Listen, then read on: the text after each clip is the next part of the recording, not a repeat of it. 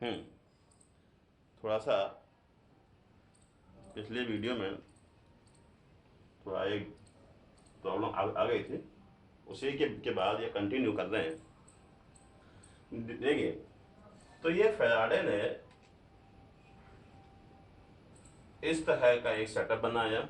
ये कॉयल ली, ये गैल्वेनोमीटर लिया, यहाँ पे एक की चाहे लगा दीजिए या ना लगाइए, कोई बहुत बड़ी चीज नहीं। इन्होंने एक ली मैग्नेट,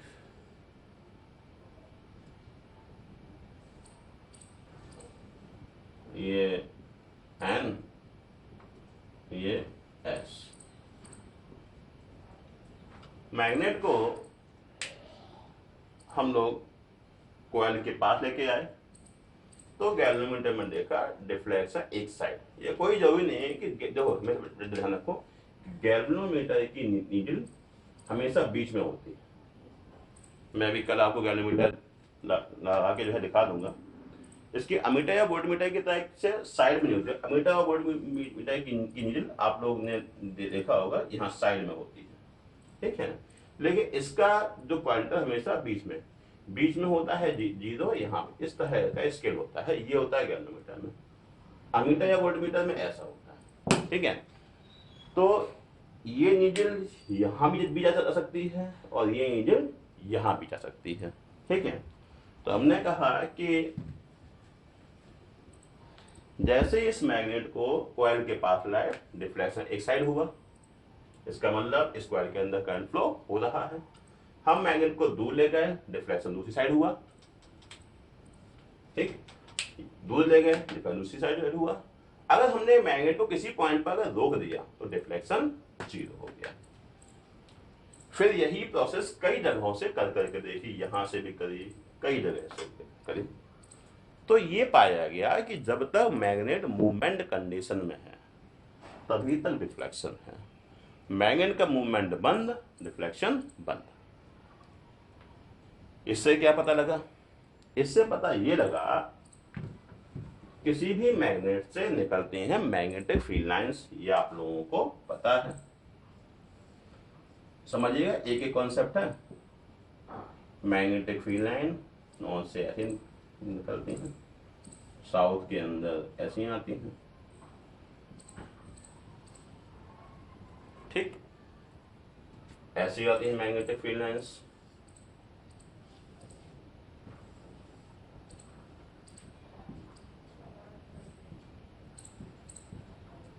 ठीक है, ये मैग्नेटिक फील्ड लाइंस आती हैं।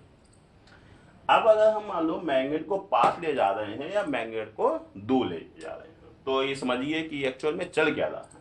मैग्नेट को जब पास लेके आएंगे तो इसमें जो मैग्नेटिक फील्ड लाइन होंगी इस कॉइल से लिंक हो जाएंगी, ठीक। पास लेके आएंगे तो number of magnetic field line इसमें से एंटर करने लगेंगी। दूर ले जाएंगे तो number of magnetic field line से बाहर जाने लगेंगे। पास लाएंगे तो number of magnetic field line जो कॉइल से लिंक हैं उनकी नंबर में इंक्रीजमेंट होने लगेगा, वो बढ़ने लगेंगी। दूर ले जाएंगे तो वो कम होने लगेंगी। मैग्नेटिक फील्ड लाइन का कम या ज्यादा होना का क्या सेंस है? मैग्नेटिक फील्ड लाइन का जो नंबर है वो क्या है? Number of magnetic field line passing through surface of coil is called magnetic flux. तो हम लोग एक डेफिनेशन यहां से ये सिंपल भाषा में ये कह सकते हैं, सिंपल लैंग्वेज में, कि मैग्नेटिक फील्ड लाइन जो किसी भी कॉइल पे लिंक हो रही हैं उनके इंक्रीमेंट या डिक्रीमेंट से एक करंट फ्लो होने लगती है। उस करंट को हम लोग बोलते हैं क्या? कौन सी करंट? इंड्यूस्ड करंट, ठीक। मैग्नेटिक फील्ड लाइन ज्यादा होंगी तब भी करंट, मैग्नेटिक फील्ड लाइन कम होंगी तब भी करंट। लेकिन अगर मैग्नेटिक फील्ड लाइंस कांस्टेंट हो जाएंगी तो यहां पे कोई करंट फ्लो नहीं होगी। इसका मतलब क्या हुआ कि मैग्नेटिक फील्ड लाइन जब तक कम या ज्यादा होती रहेंगी तब तक इसके अंदर करंट फ्लो होता रहेगा, ठीक है। अब इसको हम थोड़ा सा फ्लक्स के लैंग्वेज में हम बोल दें। फ्लक्स में हम लोग ये क्या देते हैं कि number of magnetic field line की जगह हम लोग कहेंगे फ्लक्स। कि जब तक किसी भी कॉइल से लिंक मैग्नेटिक फ्लक्स में इंक्रीमेंट या डिक्रीमेंट होता रहता है, तब तक कॉइल के अंदर इंड्यूस्ड करंट प्रोड्यूस होती रहती है।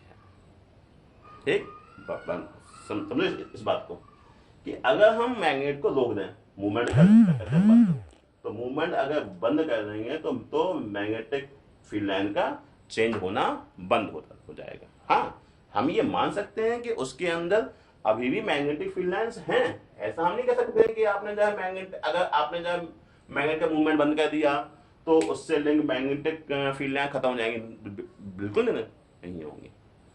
लेकिन जब तक मूवमेंट नहीं होगा तब तक गैल्वेनोमीटर में करंट फ्लो नहीं होगी। इसका मतलब जब तक मैग्नेटिक फ्लक्स में चेंज नहीं होगा तब तक ये वाली करंट प्रोड्यूस इसके अंदर नहीं होगी। ठीक, अगर मान लो इसके दो ओपन एंड, यहाँ पे हमें वोल्टमीटर लगाया तो यहाँ पे इसका पोटेंशियल भी मेजर कर सकते हैं। तो यहाँ पे जो ईएमएफ जनरेट होगा उसको हम लोग कह देंगे इंड्यूस्ड ईएमएफ।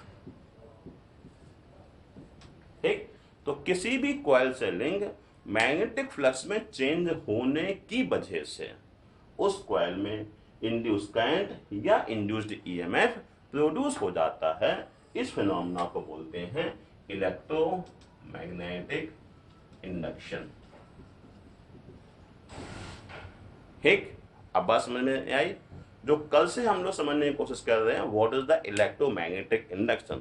तो इलेक्ट्रोमैग्नेटिक इंडक्शन का सीधा सा कॉन्सेप्ट ये है कि जब भी किसी कॉइल से लिंक मैग्नेटिक फ्लक्स में चेंज होगा तो उसकी वजह से इंड्यूस करंट या इंड्यूस्ड ईएमएफ प्रोड्यूस हो जाएगी।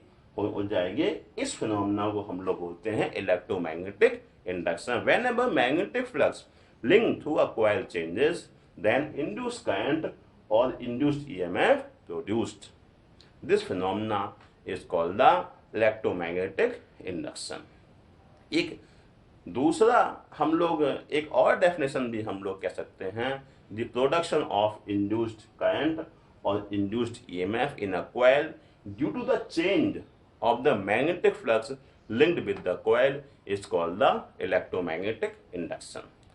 ठीक है, तो दोनों बातें कहीं कहीं जाती हैं, दोनों से ही हम लोग डेफिनेशन समझते भी हैं, पढ़ते भी हैं, आंसर भी दीजिए, कोई दिक्कत नहीं है।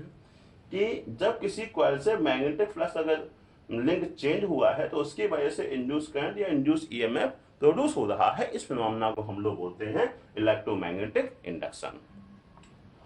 या हम लोग ये भी कह सकते हैं कि इंड्यूस्ड ईएमएफ या इंड्यूस्ड करंट के प्रोड्यूस होने के फिनोमेना किस लिए होते हैं? क्योंकि कॉइल से मैग्नेटिक फ्लक्स जो लिंक हुआ वो चेंज होता है। तो production of induced EMF and induced EMF due to the change in the magnetic flux linked with the coil is called the electromagnetic induction. तो ये हुआ आपका इलेक्ट्रोमैग्नेटिक इंडक्शन। ठीक है, आइए, ये हो गया फैराडे का पहला एक्सपेरिमेंट, जो उन्होंने एक सिंपल सी कॉइल रखी, मैग्नेट रखा। एक और एक्सपेरिमेंट मैं समझाएं आप लोगों को, बड़ा अच्छा। ये मान लो एक सॉफ्ट आयरन कोर है,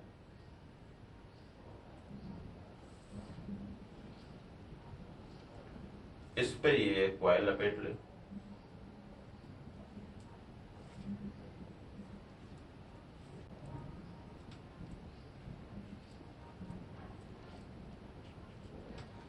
ये मान लिया यहां पे लगी है टेपिंग की।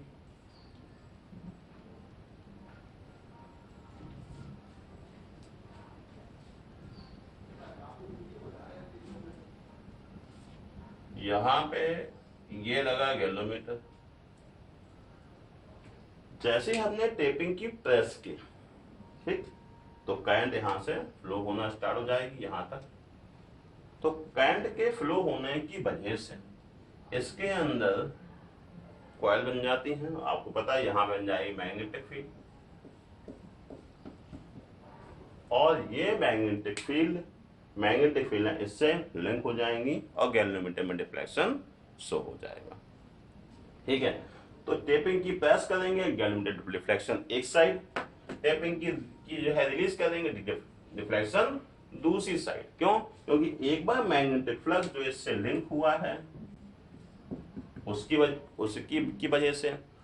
दूसरी बार में टेपिंग की हम जो रिलीज करेंगे तो करंट धीमे धीमे डाउन होगा। देखिए जैसे हम टेपिंग की प्रेस करेंगे, करंट इंक्रीज हुआ इस कॉइल में, करंट के इंक्रीज होने से क्या होगा, मैग्नेटिक फील्ड इंक्रीज करेगा, मैग्नेटिक फील्ड के इंक्रीज करने से क्या होगा, मैग्नेटिक फ्लक्स इंक्रीज करेगा, और मैग्नेटिक फ्लक्स यहाँ लिंक हो जाएगा।